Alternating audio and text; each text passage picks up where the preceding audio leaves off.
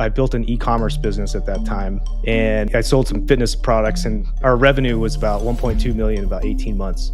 Damn. So that's sort of what got me started on looking at other avenues of having fun. And so the profitability of it was probably around 300,000 or 350,000. But of course, I was resident, so I was making about 42,000 a year. Crazy. So, Dr. Buck Parker is a board-certified trauma surgeon, entrepreneur, and even a media personality who's been featured on NBC's The Island with Bear Grylls.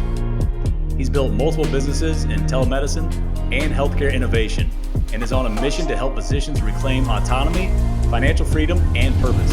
So in 2015, I was on a TV show, Bear Grylls. And then after that, I started getting a lot of questions from kids. So I just started answering those questions, put it on YouTube, put it on Facebook, started getting a lot of traction with that. But the hospitals were still thinking, oh, this is all risk. We don't want this.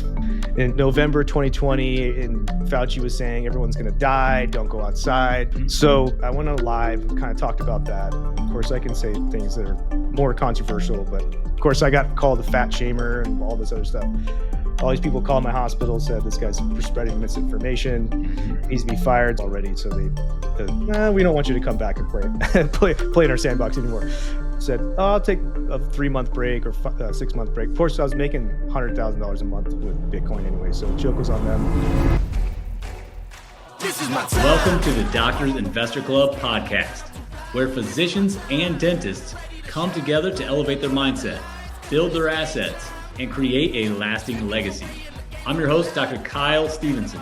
After years in the OR, I've realized wealth is not just about high income. It's about ownership, freedom, and using your money with purpose.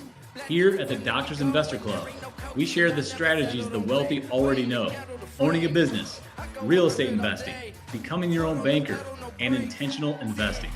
Each week, we sit down with entrepreneurs, investors, and physicians who've stepped off the hamster wheel and are building wealth that outlives them.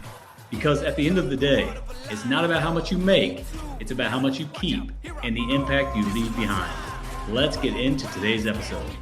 All right, welcome back to another episode of the Doctors Investor Club podcast. I'm your host, Dr. Kyle Stevenson, and today's guest is someone who's carved out one of the most fascinating paths in medicine and far beyond it. Dr. Buck Parker is a board-certified trauma surgeon, entrepreneur, and even a media personality who's been featured on NBC's The Island with Bear Grylls. He's built multiple businesses in telemedicine and healthcare innovation, and is on a mission to help physicians reclaim autonomy, financial freedom, and purpose. Buck, it's great to have you on the show, sir. Thank you so much for having me, Kyle. Absolutely. Before we get into all that, let's just start with, take us back to the beginning. What got you into medicine? And tell us about your training so that people can relate to what is going on. Yeah, my dad was a hunter, man. He took me hunting, big game hunting, and when I was young, and got to gut the animals, and it was like, whoa, there's all this stuff in here. What is all this stuff? And when I was in high school, I think sometime I saw a documentary on some surgeons, and I thought that was probably about the coolest thing I had ever seen. So I wanted to be a surgeon. So I ended up pursuing that path, and very windy road, but I made it, and ended up doing a general surgery residency at Henry Ford Hospital in Detroit, and did a year of research for NASA and Henry Ford. Wow. And then that's kind of when my brain started wandering, and it was 2005, 2006. And I thought it was really cool that the internet was, coming around, and people were really comfortable with it. And so I built an e-commerce business at that time during that research year, and I sold some fitness products, and ended up making, our revenue was about 1.2 million, about 18 months. Damn. So that's sort of what got me started on looking at other avenues of having fun, I guess you'd say. And so, the profitability of it was probably around 300,000 or 350,000. But of course, I was resident, so I was making about 42,000 a year. Crazy. And so it was really interesting. It just made me feel so proud and also free, because I was just basically not printing money, obviously doing some work, but got me into the idea of I could create something out of my own brain, bring it to life, and um, yeah, create value. That was Hmm. the main thing. Is like creating your own value, and I think it really over the last 4 or 5 years that I've been thinking about that a lot because of how medicine is right now and how we're told by the government, insurance companies, all that what our value is, but attorneys are not told what their value is, right? It's a free Hmm. market. They're able to price themselves, and if they're pricing themselves out of the market, they're not going to get business. But if they have a high value and they have a high price, then people will come to them because they're providing good value. So anyway, so that's sort of where a lot of that stuff started. That's amazing. Supply and demand, basically, right? Yes, Capitalism. absolutely, absolutely. Yeah. Which And so that's unfortunately neat. That physicians are not well, in. go ahead. Say it one more time. Unfortunately, physicians are just not in a supply and demand type of market. 100%. Unfortunately, And yeah, you learned that early on. So you learned that in residency, which is very impressive that yeah, you learned that early on. Most of us go through residency. We're like, all right, I'm going to be, what's the next step? Once I get to that point of being a surgeon, general, orthopedic, whatever that is, then I've made it. And that's right. where most of us fail. You've learned that at an early stage. Yeah, unfortunately, that's the world we live in now. But if you can learn that and sort of embrace that, and just think about it differently, you don't necessarily have to be out of medicine. That's for Right. sure. But if we can just understand how the system works and think about it a little bit differently, I think we can do many doctors can do a lot of different things that are not sort of traditional. Especially right now, I think it's really I think it's a super exciting time, with AI. For example, that business I built, it took me like 8 or 9 months to launch that. It was a simple website, and it was a simple affiliate product. Selling somebody else's product and getting an affiliate commission and stuff like that. Uh, Throwing up some Google ads and all that. It Mhm. took me 8 or 9 months. You can probably build that same thing for you know, in 7 days now. It's just so cool. Everything's so fast. It's a little bit scary, but really cool at the same time. Yeah. No, I love that. And honestly, I was just thinking about for me, I didn't realize all that until COVID. Really, like during COVID, 2020, they printed off a ton of money, which they did in 2008. They did in 2000 as well. But in 2020, I just remember they printed off all this money, and they're like, "Oh, the wealthy are going to get a lot of this money because they've already built assets and businesses and this, Yeah. that, and the other." And I was like, "Well, us as physicians are never going to get any of this money. Like, it's going to go to the hospitals. Yeah. It's not going to go to physicians. We're going to have to spend more time to make that money." Yeah. I so I finished residency in 2010, and the financial crisis had happened, but I was in residency. I had absolutely no idea what happened. So I Yeah. come out of residency, I look around, I'm like, "Oh, what happened? How come it's just a disaster out here?" So I ended up doing a bunch of research and actually reading books about uh, the financial system, how it works, what happens when you print money, all those things. So I got super into that for a while, which made me also then buy a bunch of gold and silver at that Mhm. time because Mhm. that was sort of the only thing. And then 2011, 12, somewhere in there, I saw this digital coin, this electronic coin. And I thought, oh my gosh, this is brilliant. Sort of read a little bit about it. I don't think I ever read the white paper back then. But of course, it was Bitcoin. And I thought, I want an electronic coin. I just want one of them. How do I do this? So I kind of went down that rabbit hole, put the software on my computer. It was just like a regular desktop, like Apple desktop, and set it and forget it for the weekend. Came back and I still didn't have one coin. I was like, "What is the deal?" It's like point zero something coins. I'm like, "There's something wrong with this thing. Did I do this wrong? Did I download this wrong? Whatever." And then over the next like week or two, my the office internet was running really, really slow, and everyone's like, "What's going on?" It's so weird.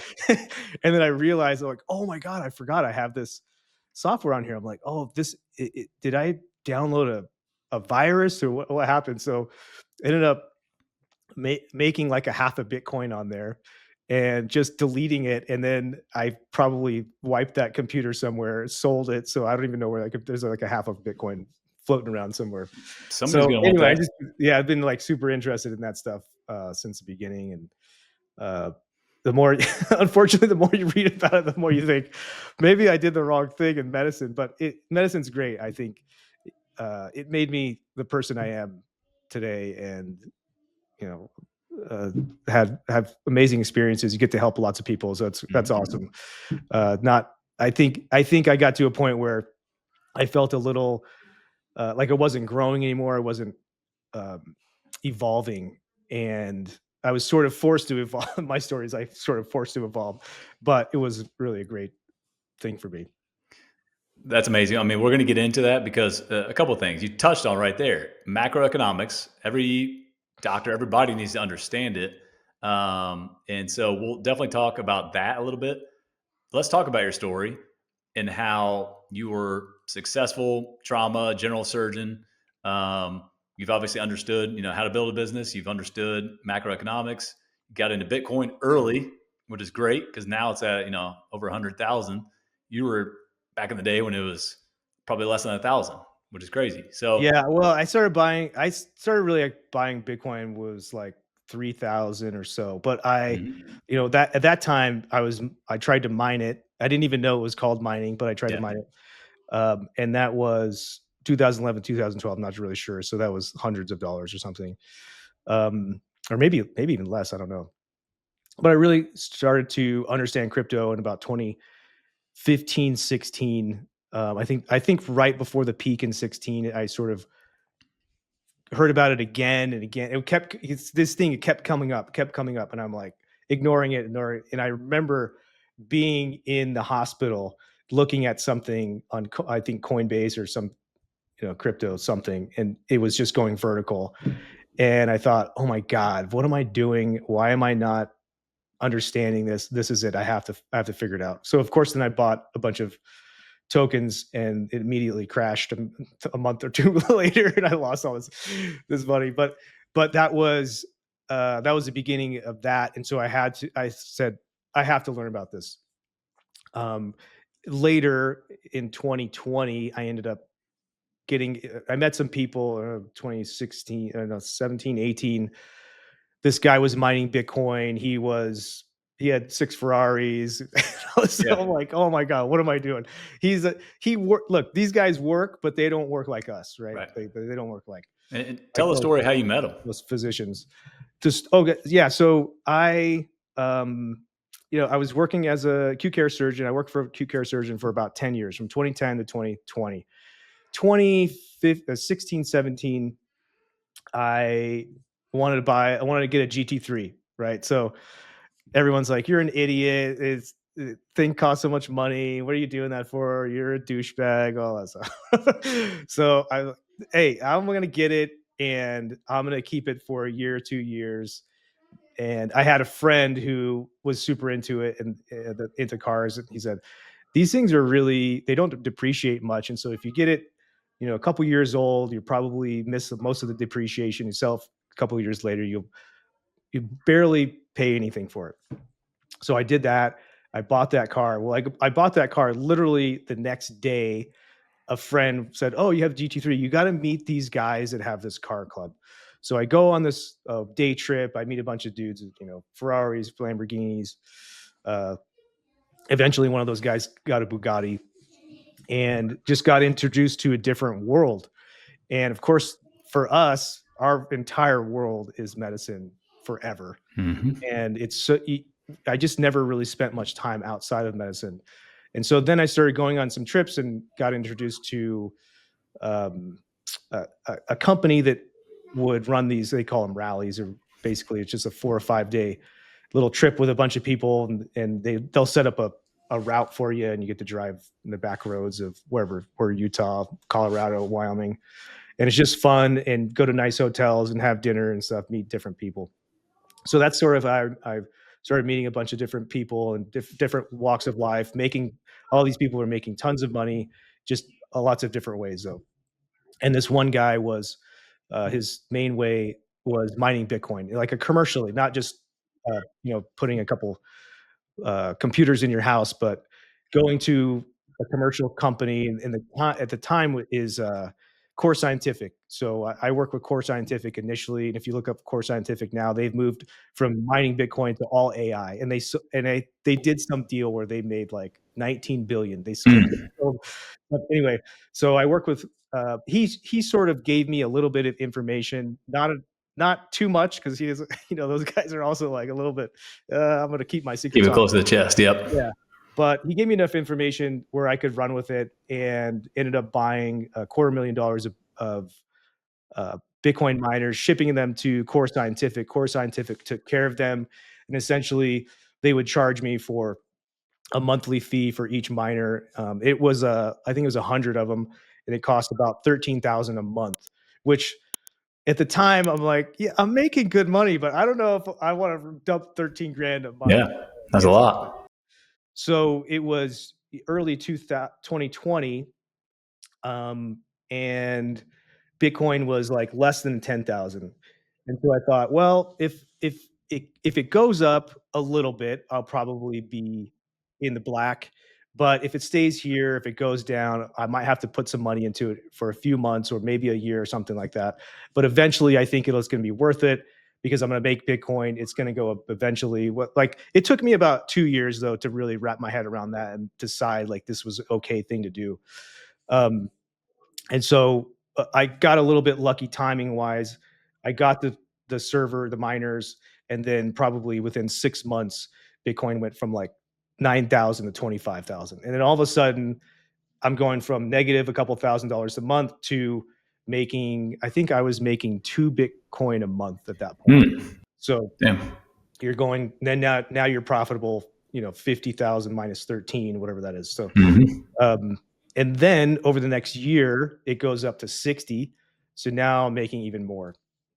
So that again got to a point where, okay, I can create my own value if I understand how the world works. For me, it's the principle that I was taught in med school, which is you have to understand how these things work. If you don't understand, if you have a question, raise your hand. If you have a question and you feel, oh, well, I don't want to raise my hand because I'm going to look stupid, then you're never going to know how that physiology works. You're never going to be able to take care of patients the way they should be taken care of later. And that's sort of the same philosophy that I've taken throughout my life, is like, if I understand this at its core, that's going to serve me well. And so with Bitcoin, it took me a while, it really did. But after a year and a half, 2 years, I thought, this is not going away if I understand it how I'm supposed to understand it. And these people that I'm sort of learning from are right in the way that they understand it.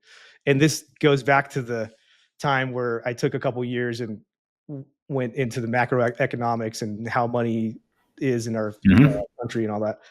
Then I understood all those things, and I thought, oh boy, this is a big deal. So that's what gave me the conviction to invest that much money into it. And within 12 months, it crushed. So that was super, not yes, fortunate, but also I had done a lot of work. There. So yeah, absolutely. I mean, it reminds me of a couple of things. Well, first of all, did you have a wife and kids? Like anybody you had to answer to be putting 13K in? No, there's a bit of a risk. No, at the time I didn't. So it does make a big difference where you can make those decisions, by yourself and sort of risk it, risk yourself. I've always sort of been like that, not too attached to anything. And I've also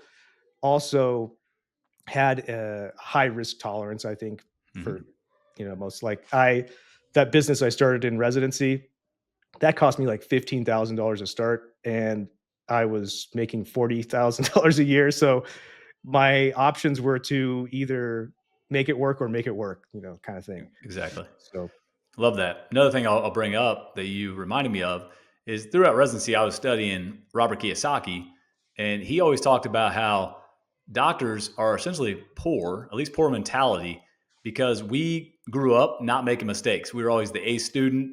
And if we didn't know something, then we had a hard time raising our hand, and asking that question and looking dumb, right? And so, I tell my kids, I'm like, have that insatiable curiosity and ask questions, try to figure that out. And now that I'm an attending I do. I look up stuff on my own. I read my own books, and but it's very different than what medicine academia taught us, which is get all A's, don't make mistakes. And Yeah. now you take that little risk, make a mistake, you learn from that. If it failed, then you learn from it, and then you know what to do the next time. And if it succeeds, then great, you've pushed yourself further. Yeah, absolutely. And I think um investing is really like that too, right? And you probably obviously you've been doing that for a while, so you probably get that. But I see a lot of people since I started sort of investing in Bitcoin and crypto. I've met also a lot of other crypto enthusiasts who some of them are enthusiasts, and yes, they're physicians and stuff, but a lot of them are gamblers. Yeah. They just, they're throwing stuff at the wall, they're just trying anything. But then you have the other side of people who never want to lose anything. Hmm. And I found we have a couple crypto sort of Telegram groups, and you can see that in people that they're really upset with if they lose money in crypto, but they have this perception of that they shouldn't ever be wrong or that shouldn't happen. And they really are upset at themselves, but they can be upset at the project, But I think that that's so important, is just to understand that you do have to sort of do the best you can, obviously, do your research, Hmm. know as much as you can. But business is just like that. Like a lot of them fail. And so if you can have that mentality of, okay, I'm going to do the best I can, and we're going to, put some money here, here, here, here. We're not going to put it all in one because this sounds like awesome. And I Hmm. think a lot of people get in trouble with that. They say, "Oh, this sounds like the best thing I've ever heard. It's definitely going to the moon. I'm going to throw all my, bet the farm in this." And Right. then they're super upset. Like that's I run into a lot of people like that. Yep. But on the other hand, those guys that with the 7 Ferraris, he doesn't do that, right? He just like he'll take some money and put it here, put it here, put it here, put it here. He'll lose that stuff, and this thing will 100x, and Hmm. then he goes on to the next thing. So Right. I think So that's really and physicians, they don't want to be wrong. yep. They don't want to make a wrong mistake. So I think that sort of holds them back a lot from throwing a little money in here and there, but not all of them. I do have some friends that certainly are more capable to or okay with doing that, Hmm. and they first of all they have a better attitude. Number one, just in general, and they just like whatever. It's 20 grand or whatever. Right. You're like okay, um, but it Yeah. really helps them win in the long run anyway. Yep. No, I love that. And that's what we're trying to do at Doctors Investor Club is get docs to think more like the wealthy, get into the right rooms. We've partnered with Family Office Club, who, there's billionaires, centimillionaires, people that exactly like you're talking about, getting connected with the right people who think a certain way, who have the knowledge. And yeah, it's not like every single investment they make is a home run. That's not what they want. They're more about, wealth preservation, Hmm. risk asymmetry. If something's going to, it may 5x, and if it loses, you're only losing, 1x your money. Yeah, Right. so important, so Yep. important. And so Yeah, those things, to your point, man, just like getting, buying that car, getting into the right circles with those guys with that mentality, that abundance mentality is so important. And yeah, again, when I think about physicians, like, in the OR, when you're in the OR, I do real estate investing. I have Bitcoin. We could talk about that stuff, but unfortunately, we're like the money makers in the room, right? We're the most yeah, successful people in that room. There's anesthesiologists, but mostly it's nurses, scrub techs, other um, individuals that think that we're like the big money people. But then I would go to like Marco Island or different vacation spots, and all the beautiful homes are not physicians. yeah. You know, so we still need to learn. We need to be in the right rooms. I can't have these conversations with my PA, my nurses. Like I need to be talking to guys like you and wealthy people. Yeah. Yeah, it's really interesting. And I sort of didn't talk about my whole story. So in Yeah, 2020, go for it. I I built so in 2015 I was on a TV show, Bear Grylls, and then after that I started getting a lot of questions from kids You're a doctor, you're a surgeon. I want to do that. How'd you do it? So I just started answering those questions on social media, taking out a phone, just video recording it, put it on YouTube, put it on Facebook. Started getting a lot of traction with that, and so we started. Okay, this is maybe an important thing. It could be important in the future. We don't really know where it's going to go. I mean, I didn't at the time, but I did see that it was building. So I thought, well, if I build my brand, my personal brand, I can't be a bad thing, right? So I kind of went after that and built that up. And but the hospitals were still thinking, "Oh, this is all risk. We don't want this. This idiot guy talking about stuff. This is terrible." And so they'd make me take some things down. I mean, the stupidest things that I would say. They're like, "Oh, we don't like this video. You got to take this down." Okay, fine. I take it down. Um, and in 2020, of course, then it was like November 2020, and Fauci was saying everyone's going to die. Don't go outside. Don't go see grandma. Don't go home for Thanksgiving. And I just took it was a day, and I'm like, man, I'm just not seeing that with us. And of course, not all hospitals are the same. So I went to the ICU guys, and I had patients there or whatever. And I said, "What are you guys seeing? Are you guys, seeing everybody dying from COVID? Who's dying? Whatever. Or who you having problems with?" So they said, "Well, elderly, patients with multiple comorbidities, and the morbidly obese." Mhm. So I went on a video. I went on a live and kind of talked about that. Of course, I can say things that are more controversial, but I didn't think it was that bad. But I understand some people, took offense to it. Of course, I got called a fat shamer and all this other stuff. All these people called my hospital, said this guy's spreading misinformation, Mhm. needs to be fired. So the CEO of that region didn't like this stuff already. So they said, we don't want you to come back and play play in our sandbox anymore. We don't want you to take call here. I was working for Envision. Envision was kind of like, hey, you do a great job for us. You can come work anywhere you want. In any of our hospitals. And so, but at the time, I was like super burned out, and I just said, I'm going to take a break, right now. So I said, "Oh, I'll take a 3-month break or 6-month break." Of course, I was making $100,000 a month with Bitcoin anyway, so the joke was on them, and I felt pretty good about that. And I realized that I was sort of burned out, very burned out. And when I stopped working, I realized all the stuff that I was missing in life and how I had been. I mean, that's just me. I was just a guy that was working all the time. You don't have to do that, and not everybody does that, but I was. And I thought, oh, maybe I shouldn't be doing this. So we'll take a break. But one of the things that I uh, realized is that it's a very difficult environment to go back into because I started spending time with these guys that were doing things very differently. They had great relationships with their families. They were spending a lot of time going on vacations, having a good time. Maybe it's not vacations, but they're just enjoying themselves on the weekends. And that was like a rare thing for me.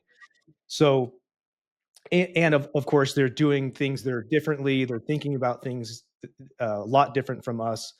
And when you go back to talking to people that don't have that mindset, it's a little bit um, poisonous Mhm. in a way, Yep. And Toxic. so, and yeah, it's toxic. And my family was like, "What? When are you going to go back? You got to go back to work."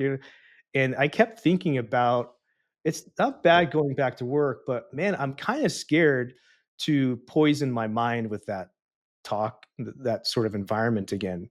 And that's one of the biggest reasons that I didn't go back. No, not everybody has that situation, and maybe I'm sensitive to it, or maybe maybe I can't deal with it. But it that weighed on my decision to go back a lot. And I think that unfortunately, you're right. We are sort of the money makers in the room. We are thinking about things differently. A lot of doctors won't take their portion of the hospital because they don't want everyone to think that um, they're better than them or whatever that Mhm. sort of um, flack they get. But man, it is so amazing when you can spend time with people who do think like that. And that matter of fact, I just went to Arizona with a friend who made like he sold his company for like 150 million or something like that. Mm. And just spending the time with them, speaking with him and his wife who live Mhm. a different lifestyle is so valuable. It makes you feel that you know, you you're not um, you're not a bad guy for Right. thinking that you can do those kinds of Thinking things. bigger. Yeah, Yeah, absolutely. yeah, And the truth is, I mean, again, a little bit of a generalization, but most physicians do. They come out of residency, they're like, all right, I made it. So then they buy the nice house, buy the nice car, and they're living paycheck to paycheck. That's the problem, right? They don't understand macroeconomics. They don't understand money, and so they have a nice paycheck, but half of it's gone to taxes, a bunch of it's gone to interest, student loans, mortgage, whatever, car payments. And so they do live paycheck to paycheck. Now they are a slave to their job. They're like, I can make more money because I'd make good money. But now you have to, right? yeah, You don't have really much freedom. And so, we just had Legacy RX conference a week and a half ago. You were supposed to speak, and we'll get you on next year. But that's what we talked about. It's more less about success in a dollar amount. It's more about having some freedom, having control, having impact in your communities, and and I do feel like most physicians are feeling that lack of control, lack of freedom because of whether private equity owns them now, yeah. or hospitals own them now, or insurance companies, whatever that is. Docs are definitely feeling that more now than ever. So that's another reason why it's probably very difficult for you to get back into it. Yeah. And I got a taste of that freedom when I made a bunch of money in residency, and uh, and then when I got out, I didn't have that, and I thought, oh man, what should I quit? But I just finished all this. Of course, I don't want to quit. And I'm like, no, no, we'll figure this out. Um, but I think it's if you can strike that, you a lot of people can't strike that balance in medicine, and that's where you want to get. You want to get to, you have some freedom. Yeah, you're making a good living, you're making an impact, but I think the freedom and sort of the value, like you feel like you're providing good value and you're getting compensated for that. If you feel that, then that's great. I Hmm. think that's what people need, and that's what made me feel a lot better when I felt like I was getting fairly compensated for my time, and I was also able to live my life at the same time. Because for a lot of medicine, I wasn't really living my life, even though I was. That's what I wanted to do. But after a while, you 10 years, you go like, well, maybe I wasn't really living sort of my life, or just living Right. in general. I'm taking care of these patients, which is great thing to do for your life too. But that's when I really felt a lot better about sort of the situation, the Hmm. balance is when I had that freedom. Yeah. And I mean, to your point, like as surgeons, and this is for all physicians, we do focus a lot on our patients, even at night. I mean, you'll catch yourself waking up at 2 a.m. thinking about that patient, whether the surgery was perfect or there was a complication, whatever it was. You're thinking about those patients a lot of times. And it does Yeah. wreck your sleep sometimes. It wrecks your family life sometimes because they take precedence over priority Mhm. over your life sometimes. And so, that's another thing. You probably got out of it and you're like, oh, I don't have those stresses necessarily. Not that there's not other stresses, but Yeah. now I can take care of myself in my own, you know, mental approach to life. Yeah, I didn't sleep, normally for, like, 2 years. I've been out for 5 years, and I'm not even kidding, like, of course, we're a little bit different, so I did a lot of nights too, and, um, if I slept 3 nights in a row for 8 hours, I could not sleep for, like, 2 days, not an 8 hour for, like, 2 days. It would be 3 hours, I'd wake up, Hmm. 4 hours awake, then I'd maybe take a nap, and then I go back, but I like, it took a long time to get normal nights, like 8 hours of sleep every night. Now I'm just a regular old person who sleeps every night. Nice. It's weird. That's fine, man. We go to bed at 9 and I'm up at 5 a.m. Like it's like clockwork. Get the Yeah, kids good. down and it's That's bedtime. good. That's good. All right. So real quick, I was a huge fan of Man versus Wild, and then I also watched Survivor Man. Do you remember Yeah. that one? Yeah, Yep. I can't remember his name. Les Mhm. something. Yep. And and I love both of those guys. So what got you onto that show with Bear Grylls? How did that come about? Please tell us the backstory. Yeah, it just was a friend who was in TV or did a lot of recruiting for TV shows, and she just said, "Hey, we got this survival show. They're looking for a doc on here." So it's called Bear Grylls, The Island. They did a couple in the UK prior. They wanted to do one in the US, and NBC picked them up.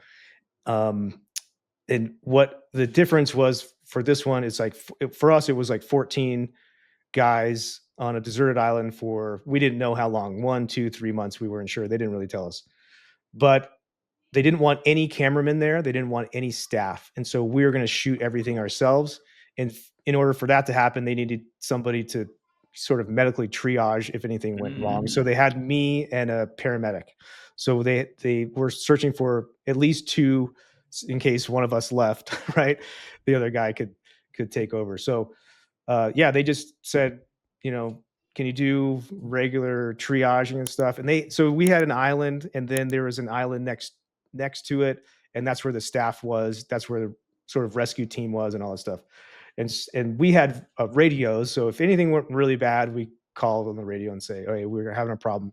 I had like two guys that got heat stroke within 3 days, like 48 hours after the first guy gets heat stroke, he's slurring his words and stuff. I call him, they come pick him up. Like, okay, fine. So the deal is like if anybody essentially needed an IV, then they were gonna pull him off. So and this kid was run up and down the beach, and it was hot, and we had no water the first like couple of days. So anyway, he got pulled off, and then another guy who was super nice but just was like a big dude and was trying to help everybody else and give everybody else the coconut water before him. He got heat stroke as well. So then like the third day. So but anyway, yeah, it's just a friend who said, "Hey, what do you think about this?" I was like, "Yeah, sure, I'll try it." Send off a couple pictures and an email, and then I did like one Zoom or maybe two Zoom interviews. Then they bring you out to LA. You stay in a hotel for a couple days. You do a bunch of interviews there, get your physical and all that stuff. And then it was interesting because they don't really tell you. They don't want anyone to know where these things are, so they don't tell you where you're going. They didn't tell us it was Bear Grylls even until we got to the island, Okay. and then they didn't even tell you that you're on the show until 4 days before you're leaving. They give you a time frame. They say, okay, if you're going to be on, you have to have these days open. And it was like a 90-day window, which I was actually in between jobs. So I sort of Okay. just said, can I start the job like after this? And they said, yeah. So yeah, it was like a Monday, and they said, okay, we're going to have you on the show and you're going to leave on Thursday, go to the airport. I was like, great. Where am I going? They said, you'll find out when you get there. So I literally got to the airport, handed my ID. The guy's like, where are you going? I said, I don't know. He goes like, oh, what do you think? You're in the CIA. You're not that, important. I was like, I really don't know where I'm going. This is a scenario. And he's like, oh, okay. So he gets my ticket. He's like, here you go. You're going to Panama. I was like, okay, very good. So that's Very kind of cool. Yeah, it was cool. Well, just in hearing, what you had to do when you're out there, it's a good thing they had you as a, trauma general surgeon as opposed to an orthopedic surgeon. We'd be like, there's no fractures, Yeah. no broken Honestly, bones. I had don't know what to, to do. I had to look at the heat stroke and all that stuff, make sure I didn't do anything too Yeah, stupid out there. I was like, "Oh, man, if I do something dumb out here, I'm on camera and stuff." But right. it was fine. Most of the stuff was Yep. pretty benign. But I did think I figured it would be nothing, and it was almost something every day. Somebody would ask you a question about something every day, whether it was an ant bite or, just they're constipated. Guys got constipated out there because we're not eating any. We ate like probably 100 to 200 calories a day, Really? right? For like 30 days. So everybody lost a ton of weight. Wow. One guy didn't poop for 14 days or something, and he's going, well, should I do it? I'm like, I guess you should. Do you feel like it gotta go? No, I don't feel like I gotta go. I was like, well, belly pain and everything. Just That's you gotta go. wild. So Yeah. I didn't know if you tried out for that show and then you also tried out for The Bachelor and you just happened to get that one. Yeah, so that was an interesting one that because I was on Bear Grylls one, I got invited to a fundraiser, which there was all the Survivor like the popular show Survivor, Big Brother, and some other couple of other shows that were really popular. So I ended up meeting all those people, and some of them became my friends. And they're like, "Oh, you got to do Survivor. You got to do Survivor." So they got me in touch with the casting director for Survivor, and I talked to her, and she's like, "Oh, this is great, blah blah. But you're on this other survival show, so we have to wait a period of time before you're on Survivor because it looks, weird when you swap." And it was something about the networks. I think NBC, maybe it's CBS. So they're like, "Oh, we can't have somebody that's on NBC on Okay. CBS in a year. We got to do the bummer." So uh, that goes like a year or something, and she says, "Hey, I've got this other show that's like a dating show, and would really like you on there." And I was like, "I don't want to do a dating show." She's like, "Okay, if you do this dating show, I'll get you on Survivor." I was like, "All right, good deal, no problem." It was like a day shoot. I'm like, no big deal.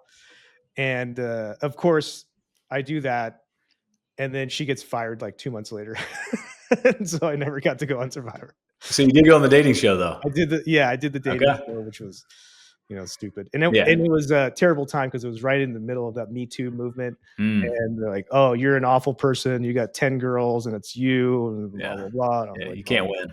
I was like, "I think I'm done with TV." Good So for you, man. yeah. Well, But you're it doing, was fun. It was good experiences. yeah, and you're thinking outside the box, which is really cool. And let's just be open minded. You never know what opportunities will come your way. Yeah, One thing I always say, I tell people, you're always one connection away from a golden opportunity. You just don't know where that's going to absolutely. come.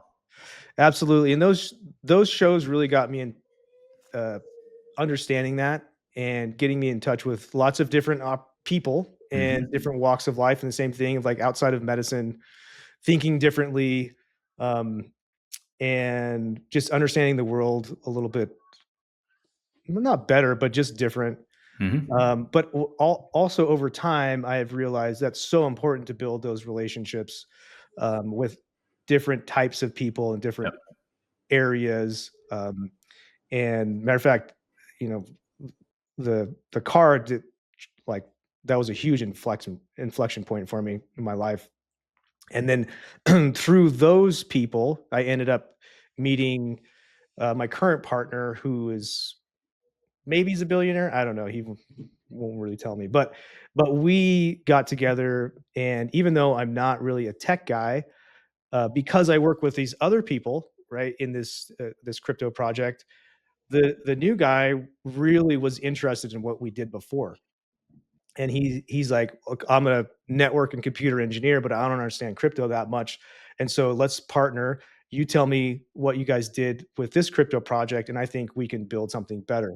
And so the last 2 years, actually, we've been building. He's been building. I'm just basically talking about it. Hmm. A decentralized cloud computing platform, and it's merged with crypto. So it's super cool. I'll give a little plug for him. Please, yeah. Sort of like Tell us. Uber for cloud computing. And what does that mean? That means that you have a car, I have a car, I can just plug into the app and go out and start making some money using my car. And it's called Nextcloud, NEXQ.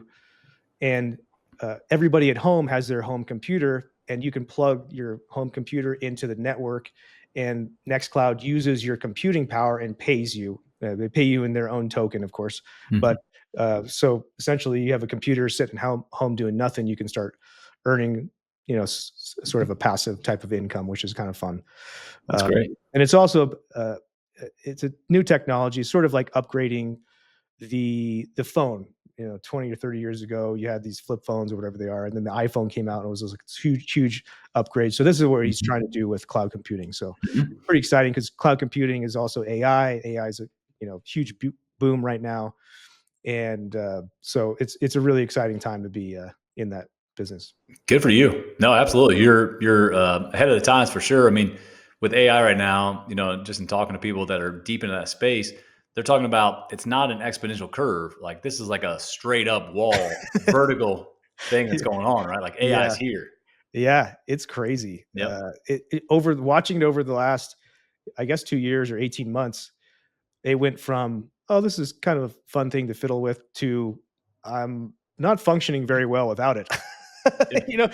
Or should I be functioning without it because it's so much smarter than me? The decisions that I make, maybe I should be at least consulting the thing and having it augment sort of my Right. decisions. I mean, I'm doing another business with a guy who we're actually helping physicians sort of position themselves a little bit differently in their marketplace, and that thing comes up with the ideas that we could never come up with. So Mhm. it's really been great. Exactly. And the way you said it, augment is the best way to do it. Augment, yeah, I think so. Richard Wilson with Family Office Club, he talks about it as your second brain. And, so it's like, yeah, we're smart people, but why not use that second brain, AI, to make even smarter? Yeah, And the other yeah, thing too is like it's not just all AI. Like ChatGPT Basic is giving you what Wikipedia and Google may do, whereas there's higher level ones that they can feed it all this like white paper, real research. absolutely. Yep, to give you the real good sharp results from experts. Yeah, and I found the augment is a perfect word for it because we'll feed it a bunch of stuff and it'll come back and say, well, that's not quite right, but it's gave me another idea about Yep, something else to how to connect these things. And so then we sort of talking to it back and forth. I found that that's sort of the best. Well, that's when we get the best results is where we go back and forth with it a lot and get it to refine itself, sort of, mhm. and then we end up with a great product. That's great. So So super and I was cool. going to ask you anyways, what you're doing now. So you retired, got fired, whatever it is, Yeah, 2020. Is that right? yeah, 2020. Uh huh. Yeah. Sounds like you didn't get fired, right? You Well, left on they your own terms. yeah, I mean, that hospital said, "We don't want you to take call here." Mhm. But yeah, Envision, who was my actual employer, said, "Yeah, you can work for us at other hospitals if you want." So, yeah. Yeah. You're Um, like, I'll pass. yeah, so since then, I sort of just did the, Bitcoin mining for a while. We ended up I through the GT3, I got involved with another crypto, sort of like real world assets. I don't know if you're familiar with that stuff, where you're tokenizing assets like hotels, or in this case, it was like oil and natural gas and things. So it was like tokenize the revenue from those. Through him, he built a platform, and I was like, "This is amazing. Let's tokenize medical revenue or medical assets." We started doing that. The Biden administration came in and was like, "Nobody's doing this anymore." So they sued the shit out of everybody. We had to Mhm. end up. I was using his platform. He got sued, so we had to shut that down. But through that process, I then met my current partner, and so we've sort of I went from building that business to shutting it down to then building this new one, which we haven't quite, it's not quite open yet. Everything's functioning and working, but the we're just onboarding the first customers, like the cloud customers right now. Mhm. And so that is mostly tech now. And so at the beginning, it was lots of strategy. And so I was really involved in it. Now it's mostly tech stuff. So I'm not too involved in it. And then so the last year or 8 months or so, we've been working on helping physicians position themselves, like basically at a value that they think they should be compensated for, right? Instead of accepting $250 from Medicare, Medicaid, um, can I brand myself? Can I position myself? Can I create different offers in which physicians really don't think about doing this too much? Because I've Mhm. the last few months we've been talking to people and they're like, "Well, I never thought about that." Well, like we never had to think about that before. We Right. just go to a hospital, do our thing, we get paid. We're like, "This is awesome, great." But now you start to see this deterioration in, of course, reimbursements and always asking you to do more things. Oh, be on this committee, do this presentation, this, just it never stops. And so um, we're essentially helping physicians do some cash based system but creating something so valuable that people are like, I have to have this. I want this. This is the problem I have. This is the solution that I want because of whatever thing. And the only option is to come to me if you're this is your city, your town, or state or whatever, and it's cash only. So Mhm. that's sort of what we're doing, and it's been really fun. I think Yeah, it's super fun actually because we get to help physicians, we get to use AI, Mhm. and we sort of build out their marketing, their sales funnel, Okay. and find those people. I think the biggest thing a lot of physicians say was like, well, everyone wants free healthcare, and Mhm. how do we find those people that are willing to pay that premium for a premium product, I Yeah. guess. Yeah. Yeah. So So if I have a cash pay practice and I can come to you guys, like basically as consultants, or how does that work? You yeah, basically just pay you guys and then you help yeah, we do a with couple different all. things. I mean, Mhm. some people don't have a cash paying practice at all, but they're Okay. thinking, I don't like what I'm getting. I don't like the reimbursements I'm getting. What can I do? And so we'll build, we go through like a discovery process and figure out what they do, what's their most valuable sort of thing. Where does that intersect with people who want to pay for those things and a premium sort of market, and then so we can build them an offer around if it's a surgery they do, we can build them an offer around that. And sometimes it's not only just the surgery, it's like what can we how can we make this a premium service? How can we make this an experience for this patient? Are Yeah. they going to come in, they're going to fly in, they're going to get, a limo to their hotel? Are they going to get in a nice hotel? You're going to give them dinner, you're going to do this, you're going to have multiple experts see them. What kind of experience can you build around that? So it's not just like, oh, well, this is the exact same surgery that this other guy is doing, Yeah. and I only have my copay of $20 for this, but now you're charging five or seven or $10,000. Why am I doing that? We want to make sure that patients or clients or whatever know why this is such a special experience. And a lot of people pay for experience now, Yeah. right? Instead of just going to, I mean, you can do a yoga retreat in Costa Rica. It costs you $7,000. Right. So why wouldn't you also get your bunion surgery or your vocal cords or whatever it Mhm. is, done the same, similar fashion? Yep. I love that. Yeah, because essentially Western medicine, I mean, it's almost like a cattle call, right? Like every 15 minutes we're getting a new patient. So we're in and out with that patient. Now, we essentially know what's going on with that patient most of the time, Yeah, even sometimes before we get in the room, right? yeah, But yeah, I mean that 15 minutes, like it has to be an art to sit there and make that 15 minutes seem like an hour. Well, if you could just see patients for an hour and spend all the time you need with them, then the patients will likely pay yeah. for that. Yeah, and that's sort of what we build in our sort of pitch is, we'll build you an extra 20 to $50,000 a month based on sort of high ticket items. And Mhm. so if we can build an offer for a physician that's 10, 20, $30,000, right? Now, if you are doing 2 to 5 to 10 patients a month with this, then you can back off on the patients that are paying $20 copay, or you see as many as those as you want for free, right? You can still help those other patients that can't pay, but you have a segment of your patients that are paying a premium.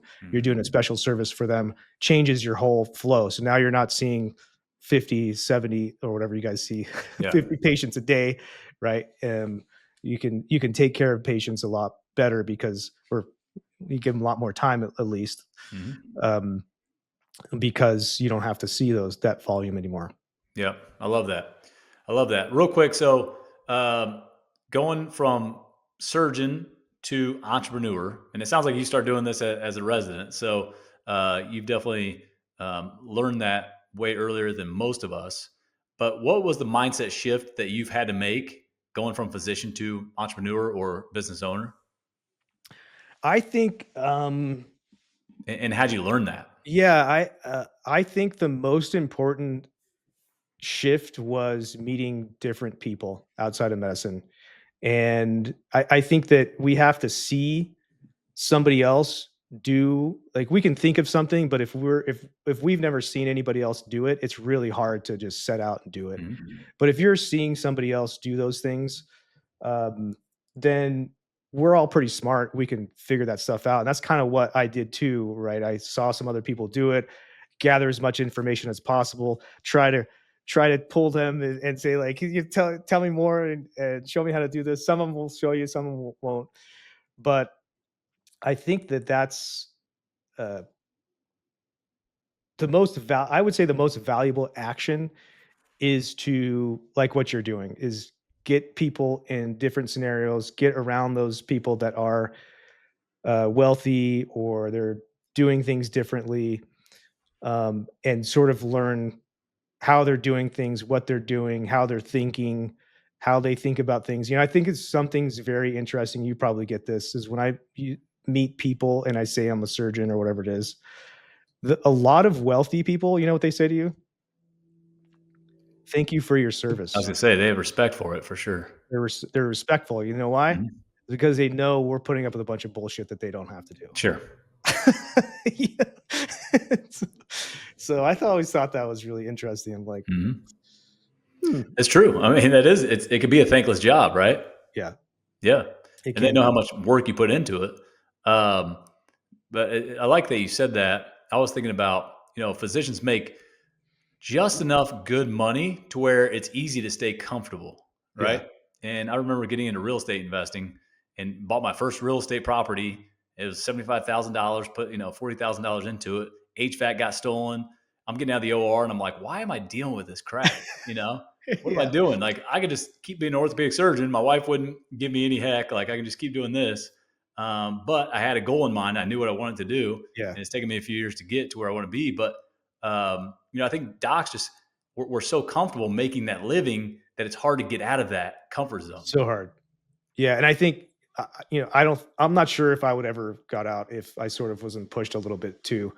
I feel pretty fortunate that I was, but I really I didn't really think about not working, in that sense. So like I said, for me, it was the right thing. Not for everybody, but Mhm. definitely it was great. Good for you. Last couple of questions. What advice do you have for young physicians? I mean, I guess physicians of any sort, medical students, residents, physicians. What advice do you have for them right now? Um, I if you're in medicine, I don't think it's not like I say don't go into medicine. I Medicine is a great career. It's one of the best things you can do with your life is to help other people, especially in the way that we do it is so impactful. Um, but I think that the only other thing I'd say is to follow those things that you're interested in and don't ignore the outside world.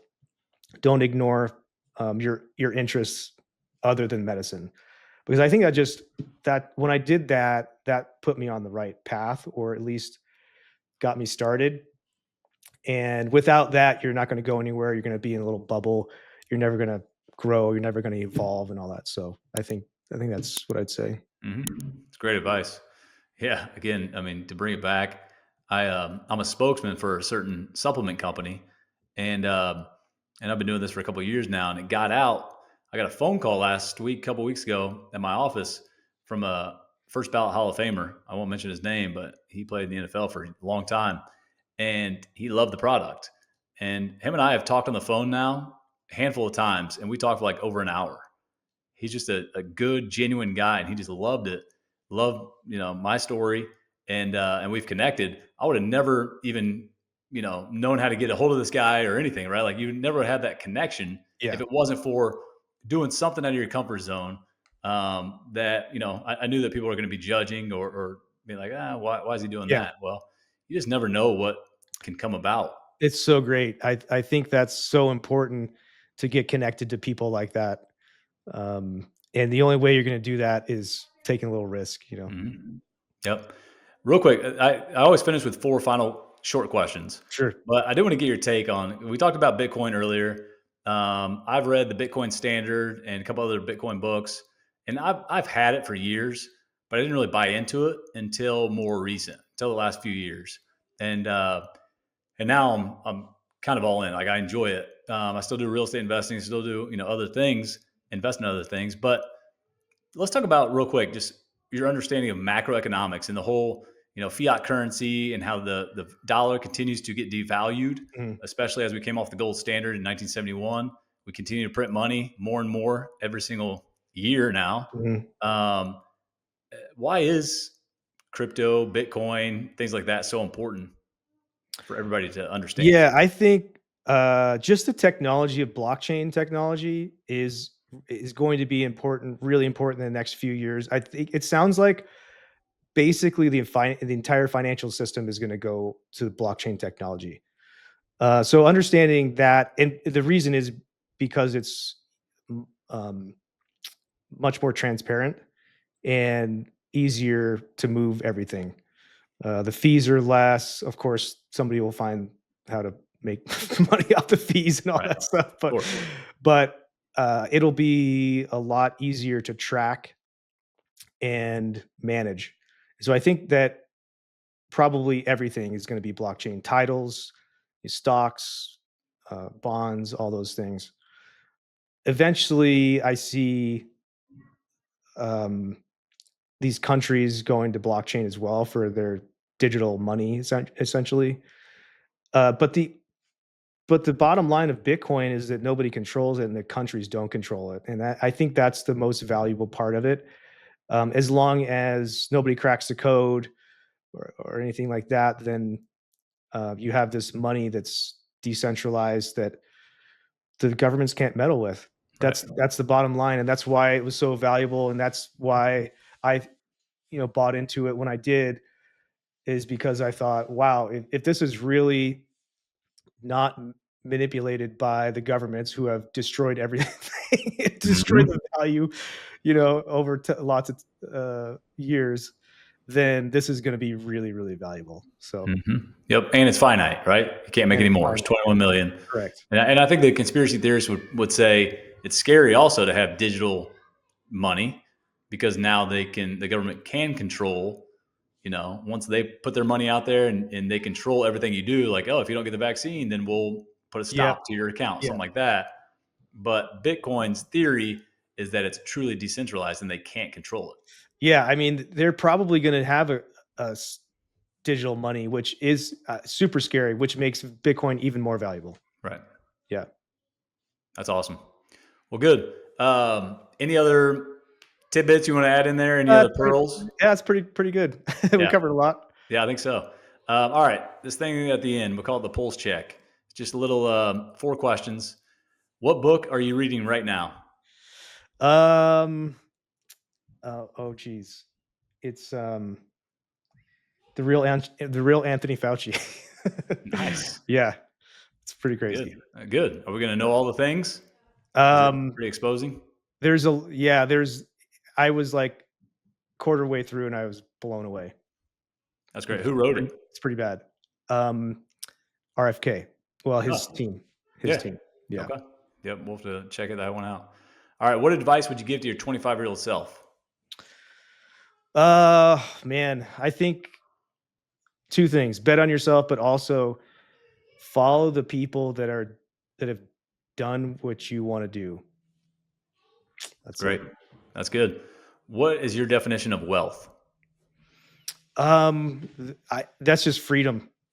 Yeah, I really love the idea of I don't like the name of passive income because I feel like nothing is passive. You're gonna have to work that's for stuff, but obviously some things are more work than others. But developing ways to be compensated for your value fairly, and if you can do that, and if you don't have a big delivery, like as in it's not a lot of output of work, Mm-hmm. but you're still value. You're still providing a lot of value, and you're being compensated for it, but you're not at this giant time output. Then I think that ends up you end up being a lot more free in where you can go, what you can do, and that would say I would say like that's really where I feel like wealth is. Good. Proverbs 11:25 states, "A generous person will prosper. Whoever refreshes others will be refreshed." If you could make one lasting impact by giving back, what would it be? Oh man, um, I think it's pretty much what I'm doing now. I'm like social media. I set out to do that. Answer kids' questions, help them get into medicine. Matter of fact, this weekend I met a kid he just finished his ER residency. He asked me for help when he was a medical student. He was international medical student. I was an international medical student.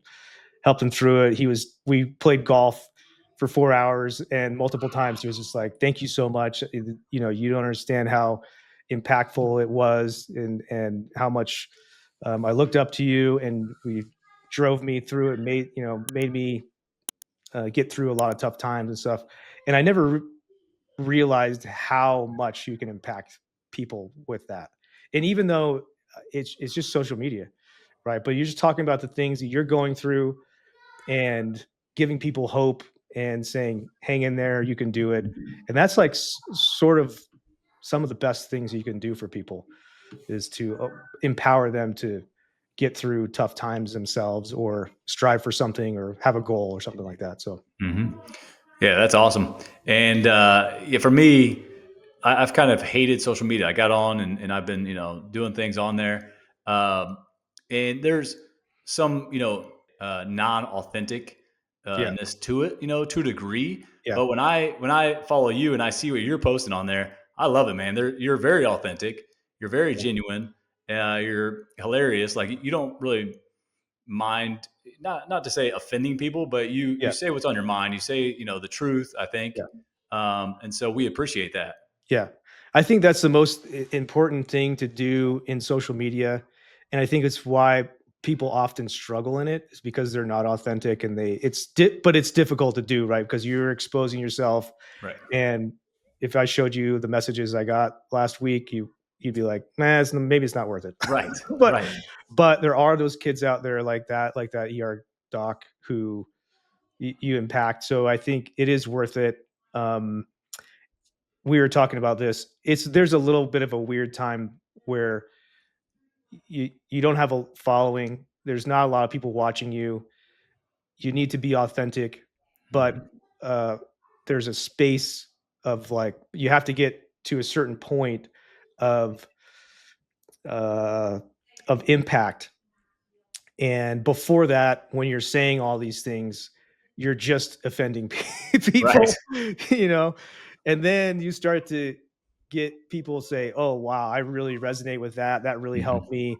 And so when you start to get those messages, then that will help you keep doing that. But before, it's really tough, because there's a lot of time where in the beginning, the only messages you get are bad. Negative. Yeah. Yeah. Yep. No, that's awesome, man. Yeah.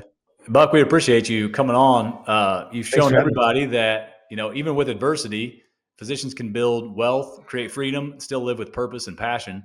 Where can people find you and what you're doing? Plug whatever you need to. Yeah, just Instagram's Dr. Buck Parker. Most of my stuff, I'm on YouTube, Instagram, Twitter. I don't use too much. My website's just drbuckparker.com, and Facebook. I guess Facebook too. Yeah. Awesome. We appreciate you, man. Okay, thank you so much, man. All right, no problem. This is my time. I'm on the rise. Can't hold me down. I'm too fly. This is my time. Thanks for listening to the Doctors Investor Club podcast.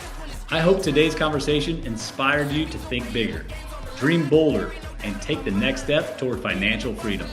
If you're a doctor or dentist and you're ready to join our community, head over to doctorsinvestorclub.com. Our mobile app and forum are free for physicians and dentists. You'll find AI tools, curated investor resources, and live events. And if you want VIP access to private dinners, exclusive deals, and opportunities to speak on stage, it's free when you refer 3 colleagues. Subscribe to the show, share it with a colleague, and remember, you're not just building wealth, you're building a legacy. Watch out, here I come. This is my time. I'm on